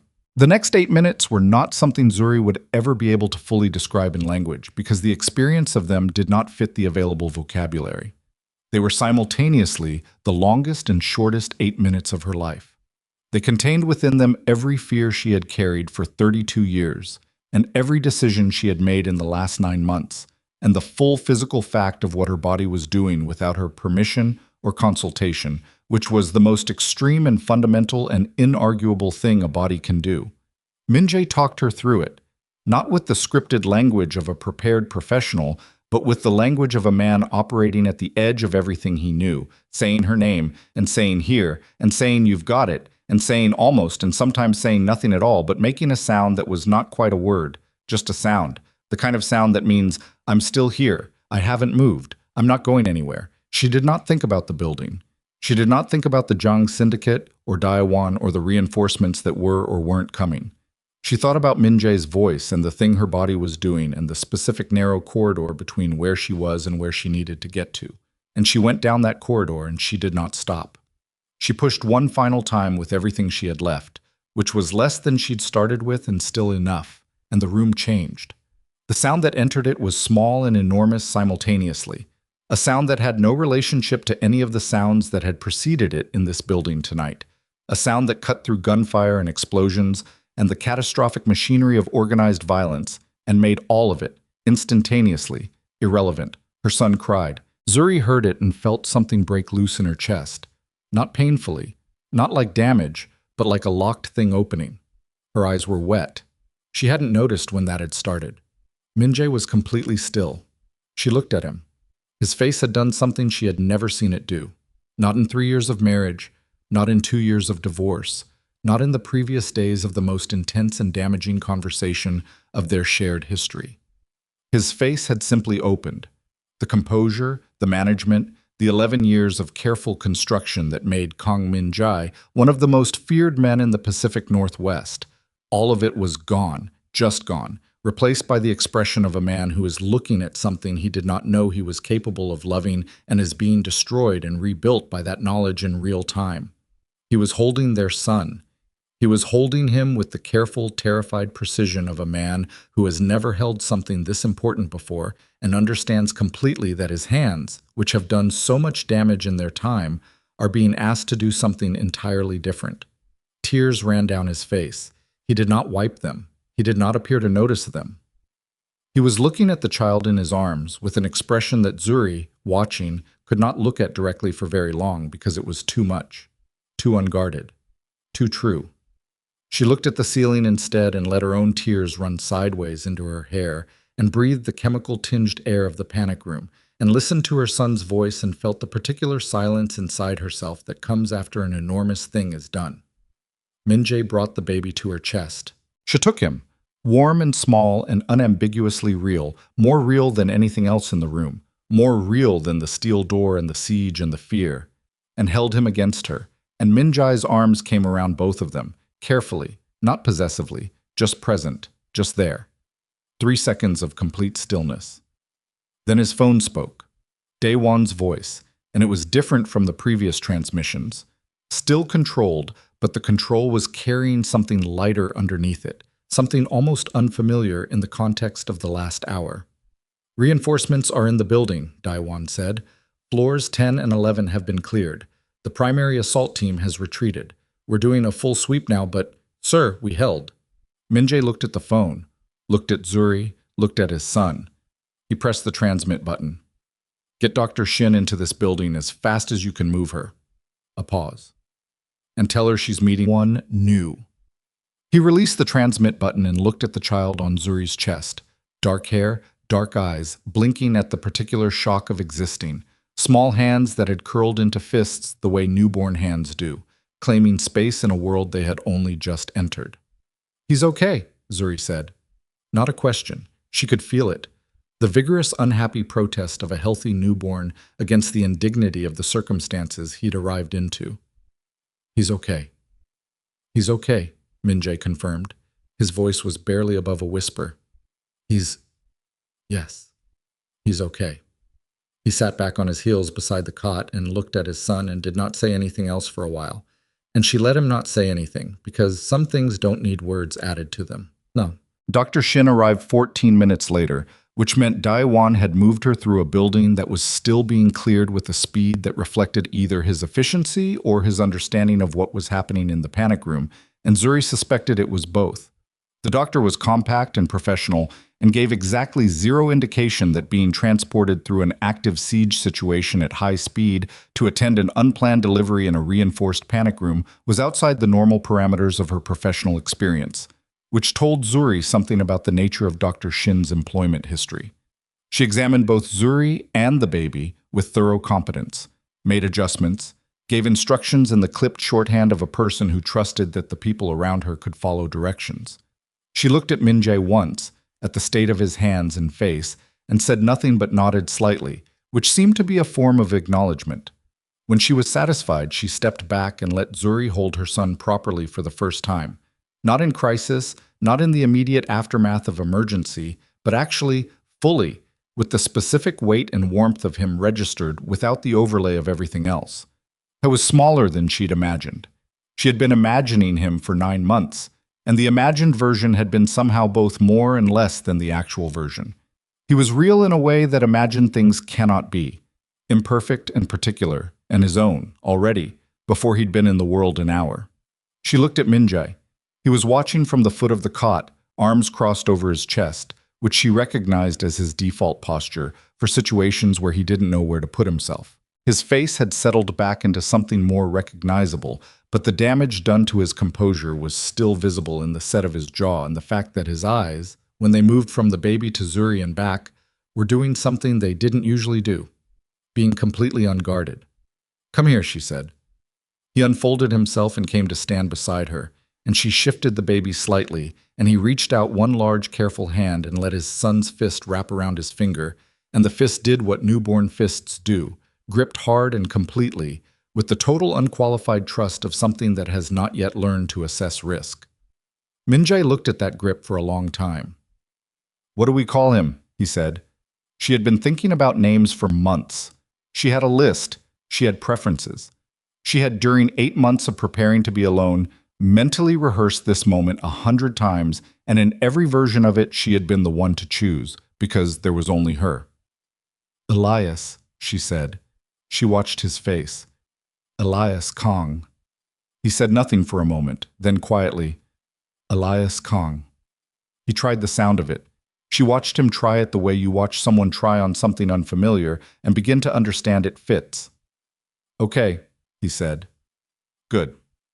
She slept for 2 hours on the cot with Elias on her chest, and Min-jae sitting in the room's single chair, awake, which she knew because she surfaced twice, and he was there both times, still, watching the door with the habitual vigilance of a man who had long ago stopped being able to sleep through uncertainty. When she woke properly, the emergency lighting had been supplemented by a portable lamp someone had brought in, and there were 2 of Min-jae's men she trusted outside the open door. And the building had the quieter atmosphere of a place that has been through something significant and is in the process of accounting for the damage. Min-jae was on the phone. He ended the call when she stirred and looked at her. "How do you feel?" "Like I delivered a baby in a panic room during a siege," she said. "Fair." Elias was awake, doing the unfocused looking that newborns do, his dark eyes moving across the ceiling without landing on anything. Zuri held him and felt the particular tiredness that is different from exhaustion. Not a deficit, but a completion, the tiredness of a thing that has been fully done. "Tell me what happened," she said. "All of it," Min-jae told her. The Jang assault had come with 43 men across 3 entry points, which was a larger force than his intelligence had suggested Soo-hyun was capable of deploying, which meant either his intelligence had been wrong or Soo-hyun had been building capacity in parallel with his surveillance operation, preparing for this while appearing to watch and wait. Min-jae's building security had held the upper floors through a combination of physical positioning and the structural advantages of a building Min-jae had designed partially with exactly this scenario in mind. The reinforcements, 3 teams operating out of a secondary facility Zuri hadn't known existed, had arrived and turned the assault at floor 12, pushing back through 11 and 10, and the Jang force had broken and retreated with significant losses. Soo-hyun had not been among them. "He wasn't in the building," Min-jae said. "He directed it remotely. He's still out there." Zuri looked at him. "So this isn't over. The assault is over. The campaign—" He paused. "No, it's not over." She shifted Elias against her shoulder. He made a small sound, settled. "How many of your men?" Min-jae's jaw tightened. 4 dead, 11 injured, 3 seriously. She let that settle. 4 men dead. Men with their own lives attached to them. Families, histories, mornings, and evenings that would not happen now because of a night in this building. She was not naive about the nature of Min-jae's organization, about the choices those men had made to be part of it. She was also not capable of reducing them to acceptable losses. "I'm sorry," she said. He looked at her. The expression on his face was not what she expected, not the managed composure of a commander absorbing a tactical outcome. It was something rawer, something that looked like a man sitting with the weight of a decision that had already been made in a direction he hadn't controlled. "Park Sung-il had a daughter," he said. "One of the 4. 8 years old. She's named Bora." Zuri didn't say anything. There was nothing to say. "He's been with me for 6 years, Min-jae said. "He was at our wedding." He looked at Elias. He would have... He stopped. The sentence didn't need finishing. Yeah. They moved Zuri and Elias to a proper room 2 hours later. Not the guest room, the master bedroom, which Min-jae suggested with the careful neutrality of a man aware he was navigating something that could go several different ways. She accepted because the bed was larger and the room had better ventilation, and she was not going to treat the choice of sleeping location as a political statement when she had just given birth. Dr. Shin came back, checked both of them again, left a list of instructions and medications, and a direct number to call if anything changed. Daiwan appeared in the doorway at some point and looked at Elias with an expression that broke briefly and completely from his habitual blankness, something unguarded moving across his face for about 3 seconds before the professional exterior reasserted itself. He looked at Zuri. "Congratulations," he said, with a sincerity she hadn't expected from him and which moved her more than she wanted to admit. "Thank you for holding the building," she said. "We lost men," he said, I know. I'm sorry. He nodded once and withdrew. Late that night, when Elias was sleeping in the improvised arrangement they had created on the far side of the large bed, and the building was quiet with the particular quiet of aftermath, Min-jae came and sat in the chair beside the window. He did not get into the bed. He sat in the chair with his phone face down on his knee and looked at the city and did not say anything for a long time. Zuri watched him from the bed. She was not sleeping. She was not going to pretend she was. "What are you thinking?" she said. He was quiet for a moment. Then, "Park Sung-il's daughter is 8 years old." He did not look away from the window. "In 10 years she'll be 18. In 20 she'll be whatever she becomes." He paused. "She won't have a father for any of it." "No," Zuri said quietly. "She won't. Elias is—" He stopped. Started again. "Elias is going to grow up. He's going to grow up somewhere, around something, learning something from whatever is around him." He turned from the window and looked at her. "I looked at him tonight. When he was born, when he was—" He pressed 2 fingers to the bridge of his nose and was quiet for 3 seconds. "I thought about what he's inheriting, just by existing inside the name Kong. What comes with it that he never asked for and can't refuse." Zuri said nothing. She let him find it at his own pace. "The same thing that killed Sung-il," Min-jae said. "The same thing that had you working night shifts in a diner at 39 weeks pregnant. The same thing that had men with guns in my building tonight while my son was being born." His voice was flat. Not emotional, past emotion, in the territory on the other side of it where things are simply stated. "I built this. I built all of it. And tonight I watched it try to take everything I actually—" He stopped again. "Everything you actually care about," she said. He looked at her. "You can say it," she said. "It's just us." "Everything I actually care about," he said. "Yes." The room was very quiet. Elias breathed in the small, steady way of someone completely new to breathing, still learning the rhythm of it. "There's a version of this story," Min-jae said carefully, "where I spend the next 5 years fighting Jang Soo-hyun, where I win, eventually, because I usually win eventually, and it costs what it costs and the people around me pay what they pay. And at the end of it, Elias is 5 years old and he already knows not to play near the windows on certain days." He looked at his hands, the wrapped knuckles, the bruise. "I know that version. I know every turn of it." "And the other version," Zuri said. He looked up. "There's always another version," she said. "You know that too." He was quiet for a long moment. In the city below, something moved. A light changed. A car passed. The ordinary world continuing its ordinary business, indifferent to everything that had happened in this building tonight. "The other version costs more than the first one," he said. "Costs you more," she said. "Not necessarily everyone else." He looked at her steadily. She looked back. Between them, across the room, Elias Kong breathed in and breathed out and knew nothing about any of it, which was precisely as it should be. "There's no half measure," Min-jae said. It was not a question. "No," she said. "There isn't. And you know that." He picked up his phone, put it back down, picked it up again. She watched him make the decision in real time, watched the calculation move through his face and resolve into something that was not calculation at all, but its opposite, something that had already decided before the thinking caught up. He stood up from the chair.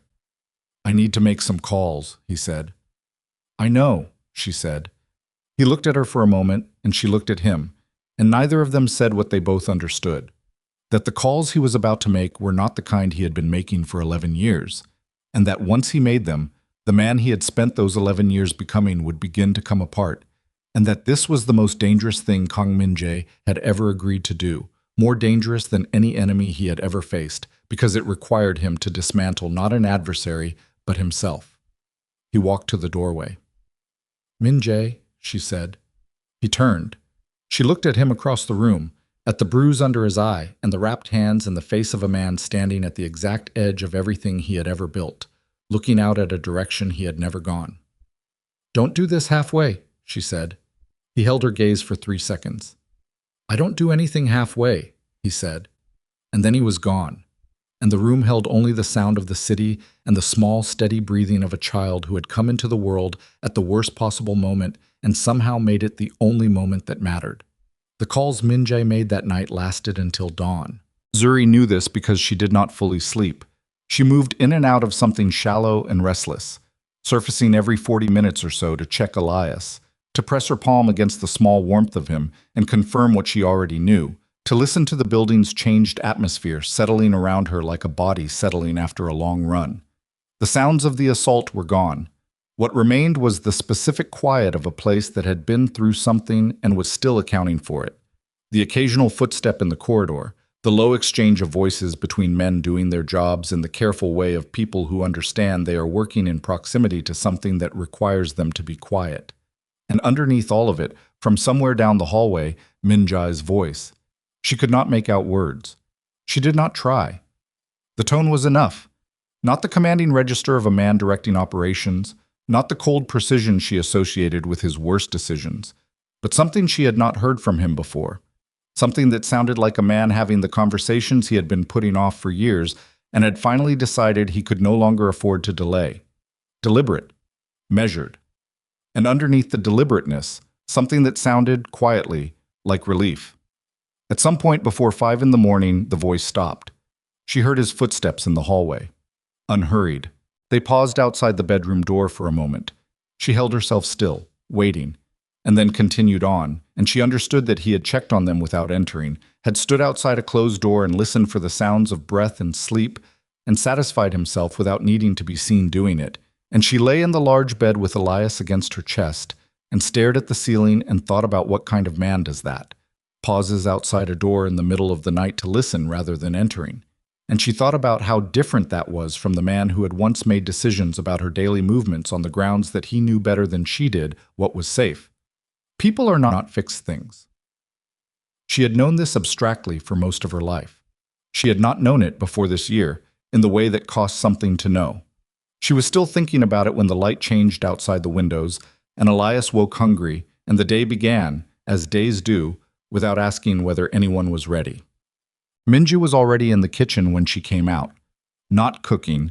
He had not yet acquired that particular competence, which she would discover later, but standing at the counter with coffee and a piece of paper in front of him that he had clearly been looking at for some time. He looked up when she came in. His face had the quality of someone who has not slept and is not pretending otherwise. The bruise under his eye had deepened to purple overnight. His shirt was the same one from the previous evening. He placed the paper on the counter between them. She looked at it. A name. Han Se-young. A federal building address. A direct phone number with a government exchange. A federal prosecutor, Min-jae said. She's been building a case against the Jang organization for 3 years. Good prosecutor. Honest, which matters more than good in this context. He picked up his coffee and put it down again without drinking it. I called her at 2 in the morning. She answered on the second ring. Zuri looked at the paper. What did you offer her? Everything. He said it without qualification, without the careful architecture he usually constructed around statements that committed him to something. Jang Soo-hyun's full operational structure. Supply lines, financial networks, 18 months of movement intelligence. My surveillance operation accumulated while he was watching me. The names of every compromised official I know about, and I know about more than she has in her current case file. Documented evidence going back 4 years on 16 separate operations. He paused. In exchange for prosecutorial immunity covering the process of dismantling my own organization. The kitchen was quiet. Outside, Seattle was beginning its morning, gray and ordinary, the city that had contained all of this moving through its routines with total indifference. Your organization, she said, ceases to exist. He looked at the table. The illegal operations stop immediately. The financial assets get separated. Legitimate holdings documented, criminal assets surrendered. The people who built this with me, he stopped. The muscle in his jaw worked briefly. I'm not walking away from them. The ones who can transition to legitimate work, I'll help them. The ones who can't, I'm responsible for what they're exposed to through this process. Se-young agreed that cooperation doesn't require me to hand her my own people. Daewon, Zuri said. Daewon has been with me for 9 years. Min-jae looked at her directly. He held this building last night with 11 men against 43. He made choices last night that I would not have asked him to make, and that he made anyway. I'm not throwing him to a prosecutor as a transaction cost. She held his gaze. What does he want? Does he know what you're doing? I told him at 4 this morning. Something shifted in his expression. He was quiet for a long time. Then he said it was the first decision I'd made in 9 years that he didn't have to help me survive. He looked down at the paper. He's going to open a security consulting firm. Legitimate corporate work. He has the skills for it, and he has my full financial backing to get started. Zuri processed this. The coffee she had poured was getting cold. She didn't drink it.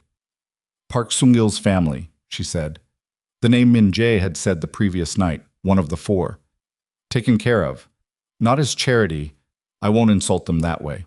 A trust, established legally, for Bora's education and for whatever her mother needs. Sung-il spent 6 years building something for me that ultimately got him killed. His voice was flat, but the flatness was the kind that covers something rather than the kind that replaces it. The least I can do is make sure his daughter doesn't carry that cost forward. Zuri sat with all of this. The morning light was coming through the windows at a low angle, winter light, thin and slanted. Elias was in the next room in the arrangement Dr. Shin had approved, still asleep, unaware that the entire shape of his future was being renegotiated over cold coffee 20 feet away. You said last night that this wasn't a panic decision, she said, that you'd been seeing the shape of it for a while. Yes. How long? He was quiet for a moment. He picked up the coffee cup, found it empty, set it back down. There was a night about 4 months before you left. You'd asked to take a walk, just around the block by yourself. I told you it wasn't safe. He looked at the window. You didn't argue. You went back inside and you sat by the window for about an hour and you didn't say anything. And I watched you sitting there and I understood. I understood that I was doing to you exactly what I had spent my entire life doing to everything I valued, securing it, containing it, calling it protection. He turned back to her. I knew then that something was wrong in a way I didn't know how to fix. I just didn't know yet whether I was capable of wanting to fix it enough to pay the actual price. And now you do. And now I have a son, he said, and now I know what the price of not paying it looks like. He looked at her steadily. Both of those things are true simultaneously. I'm not going to pretend the second one wasn't necessary to make the first one real. She appreciated that. The honesty of it. The refusal to construct a cleaner version of his own motivations. To present himself as having arrived at this point through pure moral clarity rather than through the specific terror of a night that had shown him exactly what he stood to lose.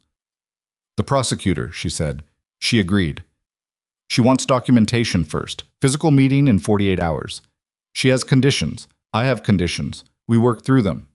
He looked at her. It will take months. It won't be clean, and there will be moments where it could fall apart, and I need you to know that going in because I'm not going to manage your expectations. That's not something I'm willing to do anymore. The last sentence landed differently from the rest. She heard it. He knew she heard it.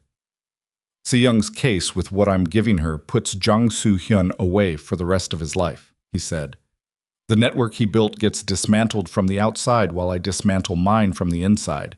He doesn't get another attempt at this family. There was that word again. Family. Placed without management into the sentence, the way a word lands when it has become, without the speaker's full permission, simply accurate. You keep saying that word, she said. He looked at her, waiting. Family, she said. I need you to understand that word is not a given. What you're doing, I can see it. I can see that it's real, but it doesn't automatically reconstitute something that was broken. She held his gaze. I am not a prize at the end of this. I'm not the thing you get when you've completed enough steps. I know that. Do you? Yes. His voice was quiet, but it had the quality of someone saying something they have reached through difficulty rather than formulated for effect. I know that you are a person who makes her own choices. I have known that since the day I met you. He stopped. I spent a long time believing that loving something meant making certain no one else could take it. I'm aware of how that sounds now. I was aware of how it felt to live inside it, watching your face. He paused. I want you to choose this. Not because I've earned it, or because you owe it to me, or because it's practical, because you want to. That's the only version I'm interested in. Zuri looked at him across the table for a long time. The man across from her was not the man she had married, not entirely. He was someone that man was in the process of becoming, which was messier and less certain and considerably more honest. She had spent 8 months constructing a life that didn't include him, and she had done it out of fear and practicality and the genuine conviction that the only way to protect her son was distance. She had been wrong about some of it, not all of it. The fear had been real, and the reasons had been real. But some of it. "Let's see what the other side looks like," she said finally, "before we decide what's in it." He nodded. One nod. Not relief, not triumph, just acknowledgement, the way you acknowledge something when you understand that acknowledging it is the most you've been offered and the most you're entitled to ask for. "The meeting with Si Young is Tuesday," he said. "I know." She picked up her cold coffee and drank it. "Go get ready." The meeting with Han Si Young lasted 4 hours and 20 minutes. Zuri did not attend. She stayed with Elias at the penthouse with Dr. Shin and 2 of Daewon's men she had come to trust through the specific trust-building process of watching people behave well under extreme pressure, which is the only reliable method. She spent those hours doing what she had always done with time she needed to fill. She thought. Mapped edges. Tried to see the full shape of the thing she was inside, not just the portion currently visible. She was a paralegal by training. She understood, better than most, that a deal with a federal prosecutor was not a conclusion. It was the beginning of a long and complicated process with 1,000 points at which it could unravel. She understood that Min-jae's empire had not been built in a day and would not be dismantled in one, and that the months between the agreement and the completion would be the most dangerous, because they would be the months in which his organization was contracting and vulnerable while Soo-hyun was still operational and would eventually understand what was happening. She thought about all of this, and she held Elias, and she watched the city through the penthouse windows, and she waited. Min-jae came back at 3 in the afternoon. He sat down across from her and said, "She took the deal." Zuri let out a breath she had not realized she was holding. "The documentation transfer starts tomorrow. She has 3 testimony requirements for the Jang prosecution, specific operational details that I can provide without putting my remaining people at direct risk." She agreed to that condition. He paused. "Si Young she's serious. She's been building this case for 3 years, and she's been waiting for someone with direct operational knowledge, and she understands that the information I'm providing is worth more than any prosecution of me would be. She's practical." 60 days, he said. That's her estimate for moving on Soo-hyun. She wanted faster. I told her faster creates exposure for the cooperation and gives him time to respond to partial information. She understood the logic. "He won't know it's coming," Zuri said. "He'll think the night of the assault was a victory. Costly, but a victory. He'll be recalibrating, planning the next move. He won't be looking at me in this direction." Something in Min-jae's expression shifted. Not satisfaction exactly, but the particular clarity of a man who has spent his entire career understanding how people think and has made one final, decisive use of that understanding. "He spent 11 years reading me as someone who responds to threat with force. He can't read this because it's not in his vocabulary." Zuri looked at her hands. "What about your men? The ones who... the assault?" "The ones we lost." He said it directly, refusing the euphemism. "Their families are being taken care of. Not quietly, not as some discreet transfer that might feel like hush money. Openly, documented, in a way that can be verified. Sungil's daughter Bora is 8 years old. The trust I'm establishing for her education will be managed by a legitimate financial institution with full transparency." He looked at the table. "It doesn't give her a father. I know that." "No," Zuri said quietly. "It doesn't. Nothing does." He was quiet for a moment. "But she will not be left to navigate the consequences of her father's choices without support. That much I can do." She did not tell him it was enough. She did not know if it was enough. She thought probably it wasn't, not really, not in any way that settled the full weight of what it meant to be 8 years old and fatherless in November because of a night she had not asked to be part of. But she also knew that the alternative, doing nothing, treating the dead as acceptable costs in a ledger, was not the man sitting across from her now, and that the attempt to do better than nothing, even when it fell short of enough, was its own kind of statement about who a person was deciding to be. "Okay," she said. He looked at her. "Call Gerald," she said. "Before anything else." He deserves to hear that this is over from you directly. He held her gaze for a moment. I was going to. I know, she said. I'm telling you to make it the first call. The dismantling took 8 months. She watched it happen from inside, which was not where she had planned to watch it from. She had constructed during those first days a practical expectation that she and Elias would establish their own separate life while the legal machinery worked through its process at a remove, close enough to see, far enough to maintain the independence she had spent 8 months building, and was not prepared to simply hand back because circumstances had changed. What she had not factored into that expectation was the daily reality of what the dismantling actually looked like. It was not dramatic. There was no single moment where Min-jae stood on a symbolic height and declared the empire finished. There was paperwork. There were phone calls she was not present for, and meetings she was not part of, and intermittently, the specific exhausted quality he brought back into the apartment on certain evenings. The exhaustion of a man who has spent a day untangling something he spent 11 years tangling, which is a different kind of tired from any other kind. She recognized it because she had seen something like it in herself during the early months of her pregnancy when she had been simultaneously constructing a new life and mourning the old one, and she knew that the right response to that specific tiredness was not questions or analysis, but simply presence and the absence of additional demands. She was present. She did not make additional demands. He noticed.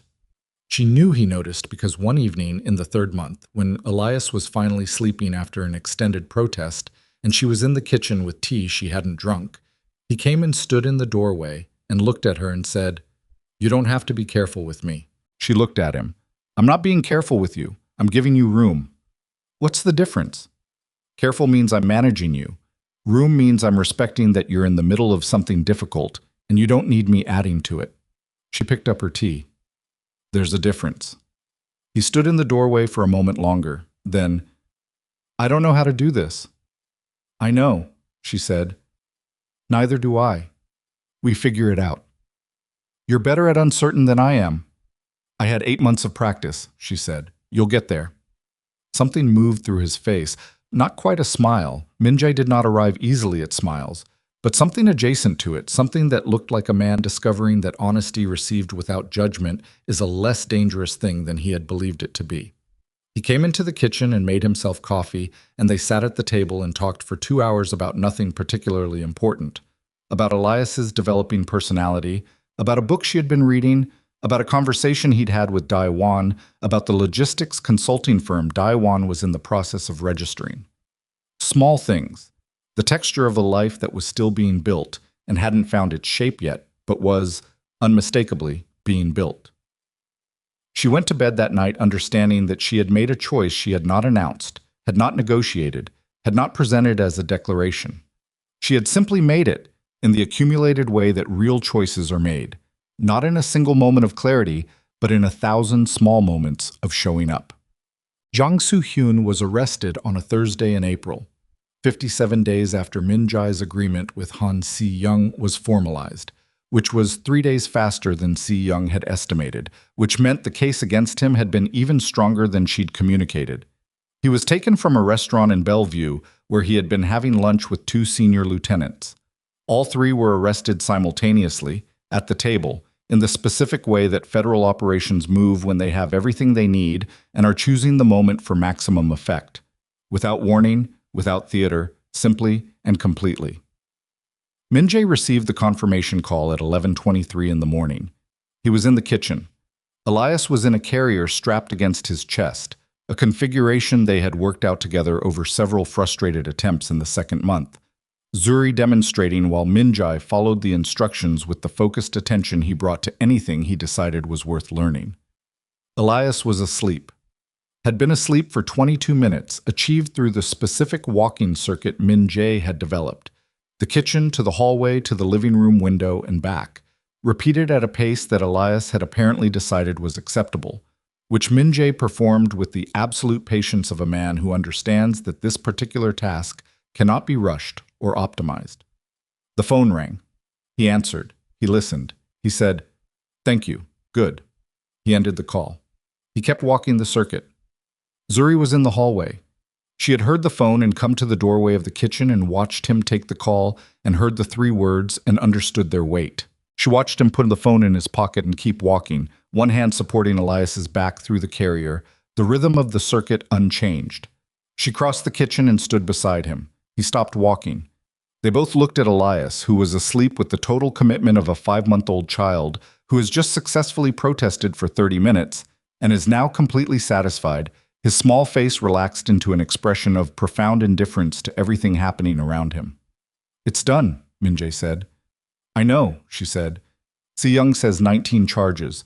The case she built with the documentation I provided. He's not—" A pause. The muscle in his jaw. "He's not getting out." "Good," she said. She reached over and put her hand briefly on his forearm. Not a statement, not a declaration, just contact, acknowledgement that they were standing in the same place, that the thing they had both survived was finished, that the morning was ordinary and the kitchen was warm and Elias was sleeping and the worst of it was behind them. He looked down at her hand on his arm, and then he looked at Elias, and then he looked at the window with the expression of a man who is taking a precise accounting of where he is and how he got there, and finding the calculation more complicated than he has words for. "I need to call Gerald," he said. "I know." She removed her hand. "I'll call him after you." Gerald answered Min-jae's call on the third ring. She was not present for that conversation. She heard it from the other room, not the words but the rhythm. Min-jae's voice, slower than usual, without the efficiency that characterized most of his communication, talking for longer than she expected. At one point the voice paused for an extended period, which meant Gerald was talking, and when Min-jae's voice resumed it was quieter. He came out of the room 20 minutes later. His face had the quality it had been acquiring more frequently over the past months, open in a way it hadn't been during their marriage, the careful surfaces worn down by the sustained work of being honest with himself about things he had previously managed rather than felt. "How did he take it?" she said. "He said—" Min-jae stopped. "He said that he didn't blame me." He looked at the wall for a moment. "I told him he had every right to. He said he'd thought about it during his recovery, and that blame was a thing he'd decided he couldn't afford to spend his time on because his wife needed him functional." He paused. "He said he hoped I was making better decisions." "Are you?" He looked at her. "I'm trying." "That's what I told him when I called," she said, "that we were both trying." She went to make her own call. Gerald answered on the second ring, and they talked for 30 minutes, about Elias, about Gerald's daughter's new apartment, about the coffee shop Zuri had started to think about working from once Elias was old enough for a consistent routine. Gerald laughed at something she said about Elias's opinions on pureed sweet potato, a real laugh, the laugh of a man who had been through something significant and found his way intact to the other side of it. And she laughed too.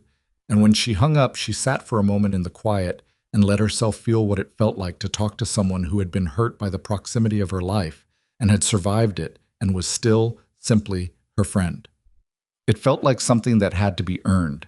She understood that. She intended to earn it. They left Seattle in June. No ceremony. The penthouse was sold through a real estate firm that handled high-value properties with the discretion that high-value clients require, and the process was managed efficiently and concluded on a Wednesday afternoon with the transfer of a set of keys Zuri had not held for 2 years. Min-jae stood at the living room windows for 11 minutes after the signing. She timed it, not to manage him, but because she had developed, over the previous months, the habit of paying specific attention to the things he did when he didn't know he was being observed, because those were the things that told her who he actually was becoming as opposed to who he was trying to present. He stood there for 11 minutes, looking at the view he had looked at for 11 years, and his hands were in his pockets, and his face had the quality of someone doing an accounting that did not have clean columns. Then he turned and said, "The car is downstairs." And she picked up Elias, and they walked out. She did not look back at the building. She had made her peace with it in smaller moments over the previous months. The morning she had packed the last of the things she'd brought from her apartment. The evening she had walked the perimeter of the penthouse while Elias slept and consciously said goodbye to the person she had been inside it. By the time they left, there was nothing left in that building that needed a backward look. The drive to the coast took 3 hours. Elias slept for the first 2 and was magnificently vocal about his opinions for the third, and Min-jae drove without the protective convoy they had left behind in Seattle, just the 4-door sedan and the highway, and the coast arriving ahead of them through the windshield, gray and wide, and indifferent and there. Zuri sat in the passenger seat and watched it come, and felt something she would not name immediately, something that needed to settle before she could identify it accurately. It settled over the following weeks into the understanding that she was not afraid. She had not known, until the fear was absent, how thoroughly it had been present. The house was modest by any standard. Min-jae had previously inhabited, and sufficient by every standard that mattered. It sat on a street of similar houses in a town small enough that a new family constituted local news for approximately 3 weeks before being absorbed into the ordinary fabric of things. The porch faced west. The kitchen caught morning light. There was a yard that was not large but was enough. Enough for a child to run in eventually. Enough to put a chair in during the summer when the evenings were clear. There were no guards. This was the thing she kept noticing, in the way you notice an absence that you had stopped registering as presence. No rotation of men through the entry. No armored vehicles at the curb. No room in the house dedicated to any function other than the function a room in a house is supposed to serve. The locks on the doors were ordinary locks. The windows were ordinary windows. When she walked to the coffee shop 6 blocks away on the 3rd morning, she walked alone. She stood outside the coffee shop for a moment before going in, not because she was afraid, but because the aloneness felt like something to acknowledge rather than something to walk past. Then she went in and ordered coffee and sat at a table by the window and opened the notebook she had started carrying again, and she wrote for 40 minutes while the ordinary town moved past the glass. And when she left, she felt quietly and without drama, like herself. That was the beginning of understanding what they had actually built. Min-jae's adjustment to ordinary life was not elegant, and he did not pretend it was.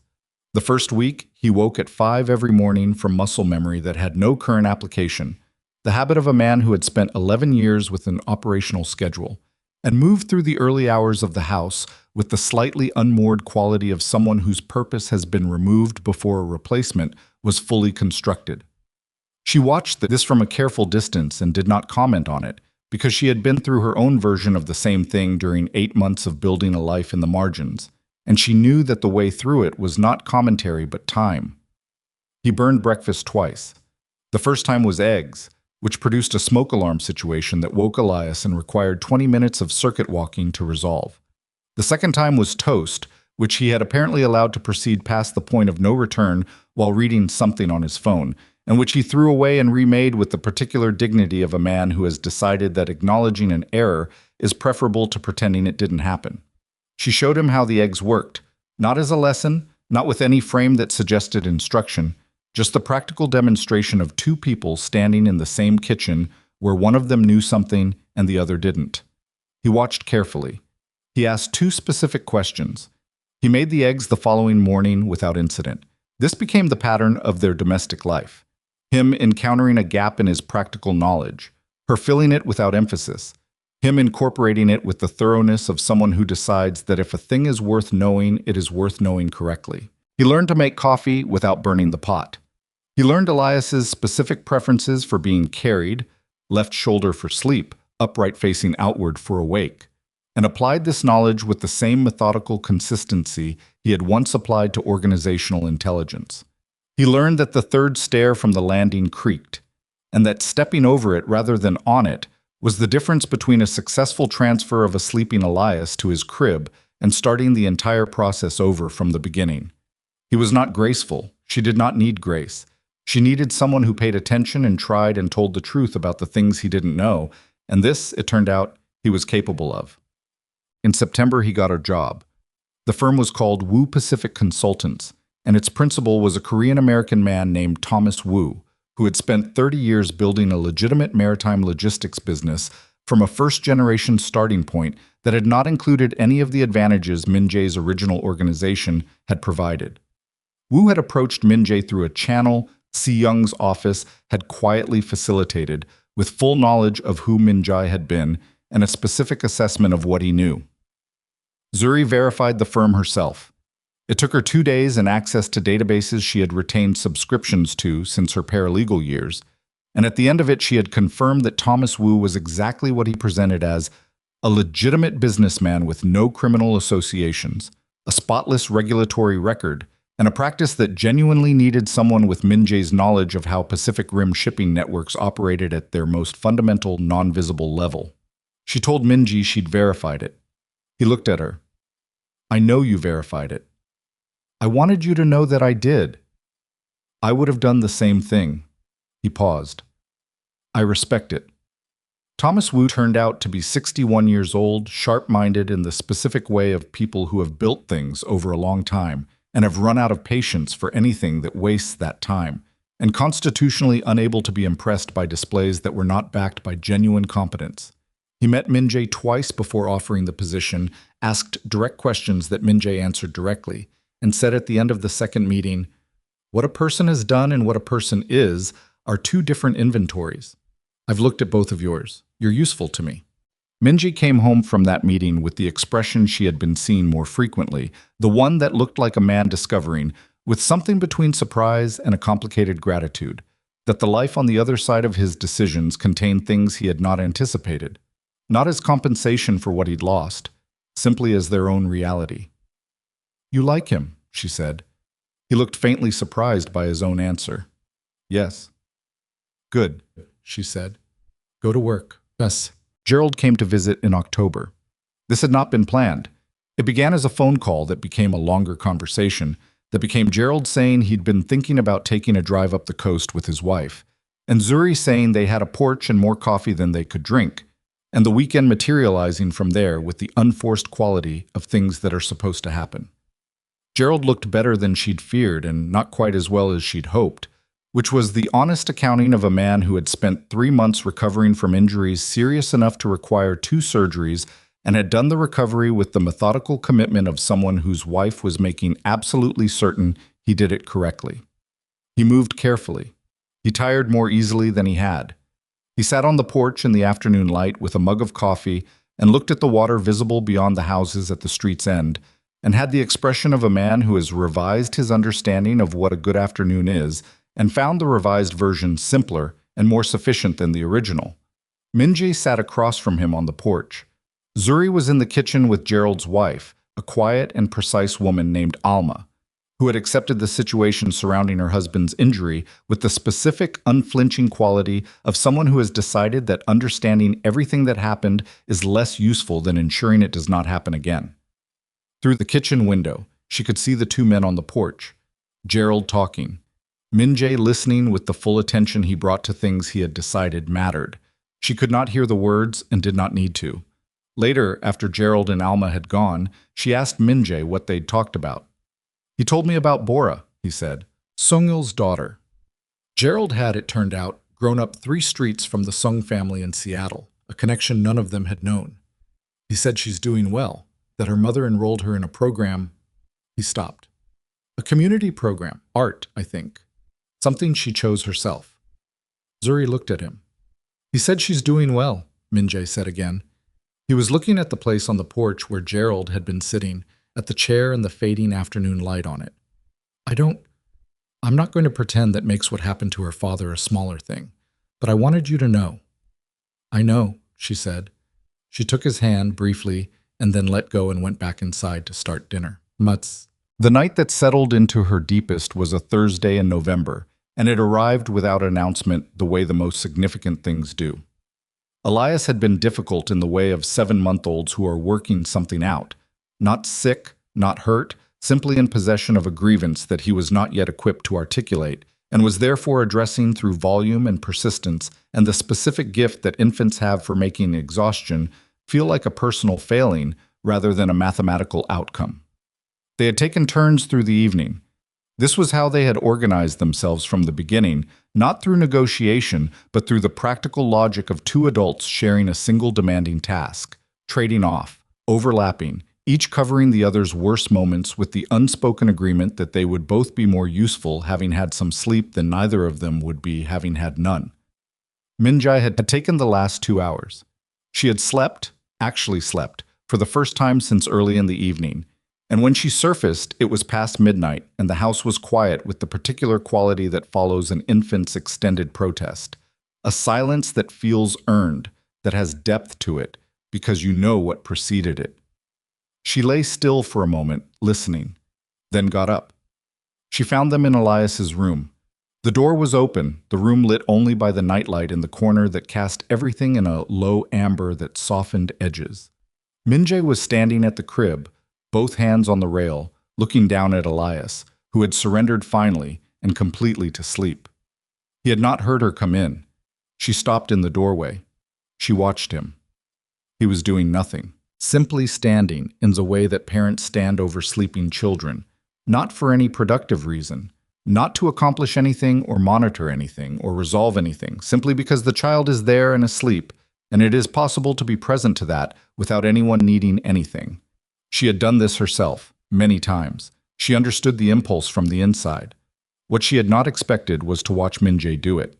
She had known, in the practical and accumulating way, that he was becoming a father in the actual daily sense, not as a category but as a practice, a sustained presence, the 11,000 small acts of attention and adjustment that constitute a parent rather than a biological fact. She had watched that knowledge grow over 7 months.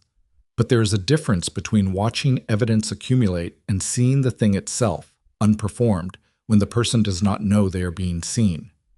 He was a father, standing in a small ordinary room in a house without guards, in a coastal town where the worst thing anyone knew about him was that he sometimes let the trash bins out a day late, watching his son sleep with the focused stillness he had once directed at protecting an empire, and was now directing at this small breathing fact, at this person who had arrived in the world in a panic room during a siege and had been, since that moment, the single thing that reorganized everything else around him.